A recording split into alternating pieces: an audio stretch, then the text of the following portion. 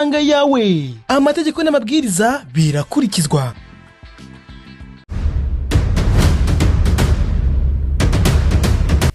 Reka twongere tubahe ikaze ku makuru yacu ariko none reka tuze muri siporo. Uyu munsi nibwo irushanwa rya Sekafa Kagame Cup ryatangiye hano mu Rwanda. Umukino rero mu mikino yabaye irushanwa riri kubera kuri Stade Amahoro i Remera, stade shyashya. Rikaba ari ubwa mbere rero irushanwa rigiye ribereyemo kuva iyi stade yavugururwa. Ni irushanwa rero usanzwe riterwa inkunga n'umukuru w'igihugu cy'u Rwanda, nyakubahwa Perezida wa Repubulika y'u Rwanda Paul Kagame, aho arishyiramo amafaranga ageze ku 60,000 y'amadolari ya Leta Zunze Ubumwe za Amerika. Muri iri rushanwa rero uko imikino yatangiye, ni irushanwa kandi kuri uyu mugoroba byagaragaye ko ryitabiriwe n'umukuru w'igihugu nyakubahwa Perezida wa Repubulika y'u Rwanda Paul Kagame. Reka tubabwire uko imikino yagenze. Umukino wabanje, ikipe ya Vipers yo mu gihugu cya Uganda yatangiye neza irushanwa bya Sekafa Kagame Cup, itsinda Garde Republique yo muri Egypt ibitego 3 byose byabonetse mu gice cya mbere. N'ibitego byinjijwe na Faruku Mia ku munota 17 no 39, ndetse ikindi kinjizwa na Watambala Abdul Karim ku munota wa 3 w'inyongera mu gice cya mbere. Undi mukino rero urangiye, ikipe ya Gor Mahia herutse gutsindwa na Rayon Sport ibitego 2-0, yangiye kwiyerekana itsinda ikipe ya APR maze kwinobeka ibitego bigera kuri 5-0. Ibitego rero ibitsinzwe igice cya mbere cyarangiye ibitego 2, nyamara imbere umukuru w'igihugu ntabwo babashe kwihagararaho, ubwo umukuru w'igihugu yinjiraga muri stade aje kongera kureba cyangwa se kwihera ijisho ruhago y'u Rwanda. Iyi kipe ntabwo ibashe guhagarara u Rwanda neza kuri uyu mukino wayo wa mbere, itsinzwe ibitego 5-0, harimo ibitego 3 yinjijwe mu gice cya kabiri.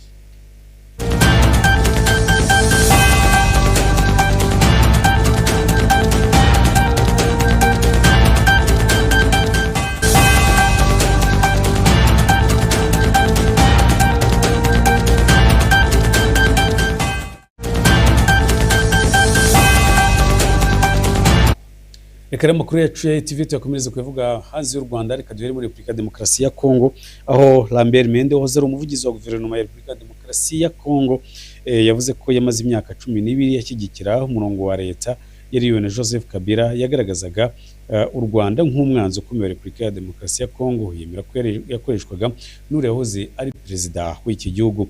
Mende yabigarutseho kwa makuba 4 tariki 23 Nyakanga 2026 ubwo yari mu kiganiro cyabereye kuri SpaceX cyateguwe n'umunyamakuru Stanislas Bujakera.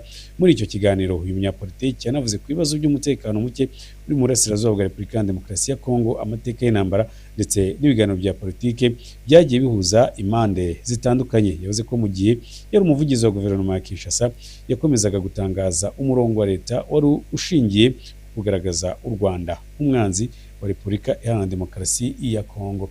Reka tuve hano muri Repubulika ya Demokarasi ya Kongo dukomereze tugiye no hanze y'imbibiza umugabane wa Afurika, ari mu gihugu cy'Ubuhinde. Umuhinde Sonamu Wangchuck wari umaze iminsi mu myigaragambyo yo kwicisha inzara yayihagaritse ageze ku munsi wa 26. Imyigaragambyo rero yari igamije gushyigikira urubyiruko rwasabaga ko habaho impinduka mu rwego rw'uburezi. Wangchuck uzwi cyane ku izina rya Sonamusa yatangaje ko yafashe iki cyemezo nyuma y'ibiganiro byamaze igihe n'inzego bireba ndetse no mu rwego rwo kwirinda ko hashobora kubaho imvururu mu gihugu. Mu butumwa yanyujije ku rubuga rwa X yagize ati, nabikoze nyuma y'ibiganiro birebire. Umugabo rero w'imyaka 59 yatangiye iki gikorwa ashyigikira itsinda ry'urubyiruko rya Coach Growth Janta Party CGP risaba ko Minisitiri w'Uburezi w'Ubuhinde yegura ndetse hakagira impinduka zikorwa mu burezi. Reka amakuru yacu tuyakomereze tuve hano mu Buhinde akomeza mu gihugu cy'Ubufaransa. Ubufaransa bwimuye abatuye Cap Ferret.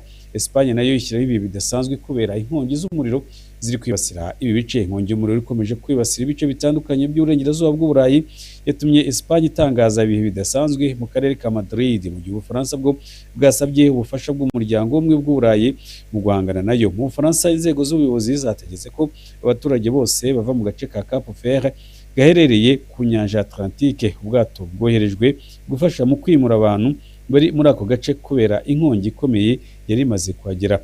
Ubuyobozi rero bw'aka karere ka Nouvelle-Aquitaine bwatangaje ko abari batuye cyangwa se bari mu biruhuko muri Cap Vert bashobora kuva muri ako gace banyuze ku byambu byo mu midugudu ine yari yagenwe. Reka tuve hano mu gihugu cy'Ubufaransa, amakuru yacu tuyakomereze kwa Donald Trump ni muri Leta Zunze Ubumwe za Amerika. Donald Trump yavuze ko ibizangizwa mu ntambara ya Iran ibizasanwa n'amafaranga yayo yafatiriwe na Leta Zunze Ubumwe za Amerika. Donald Trump yatangaje ko mu gihe intambara yanganishije Iran ikomeje, amafaranga yo gusana ibyangijwe azava mu mutungo wa Leta Zunze Ubumwe za Amerika. Igisirikare cya Leta Zunze Ubumwe za Amerika cyatangaje ko cyagabye ibitero kuri Iran ijoro rya 13 ryikurikirana, mu gihe ibitangazamakuru bya leta ya Iran bivuga ko abantu 4 bishwe abandi 5 barakomereka. Ibitero biruka byakurikiye byatangajwe n'inyeshyamba z'abahutsi zo muri Yemen zishyigikiwe na Iran, zivuga ko zagabye ibitero ku bwato bubiri bwa Arabie Saoudite butwara peteroli mu nyanja itukura.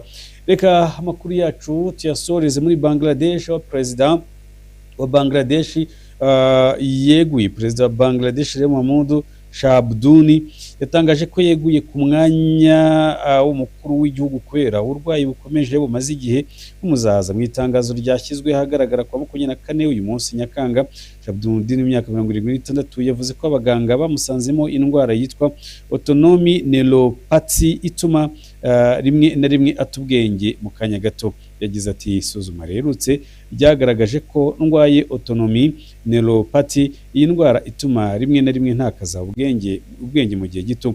Shabduni yari perezida wa Bangladesh kuva muri Mata 2023 mu gihe ubutegetsi bwe bwanyuze mu bihe bikomeye byakurikirwa rya Minisitiri w'Intebe Sheikh Hasina mu myigaragambyo yewe n'abanyeshuri yabaye mu mwaka wa 2024.